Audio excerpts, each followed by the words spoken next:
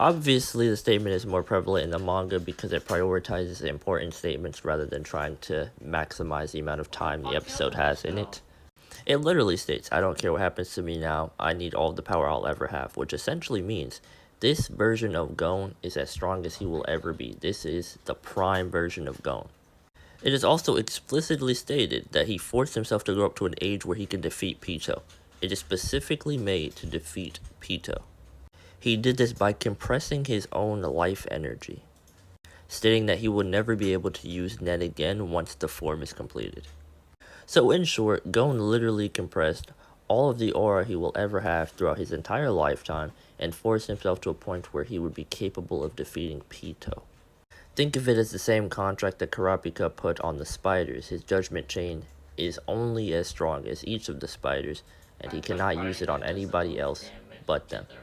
It's what happens when a contract is amplified by making it only usable to a selective and specific target. For Kurapika, with the spiders, for Gon, it's Pito, which essentially means this form is only as strong as Gon needs it to be, and in this case, it would be to defeat Pito. That is common sense.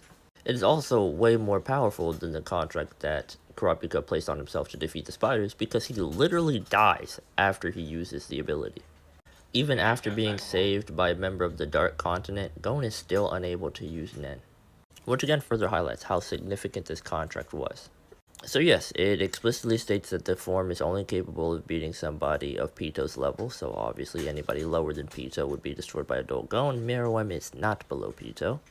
So like I said in the comments, unless you're about to argue that Pito is faster or has better physical characteristics than Meruem, adult Gon is not beating Meruem, for the simple fact that adult Gon has the same abilities as the standard Gon, which is Jaja Ken, an ability that requires him to drop all of his aura around his body and strike Meruem.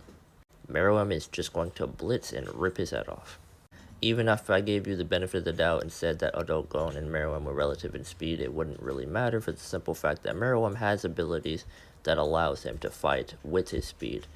Gon would just have the ability to transmit aura and use things like Ken, which he is not effective at and never has been shown to be effective at.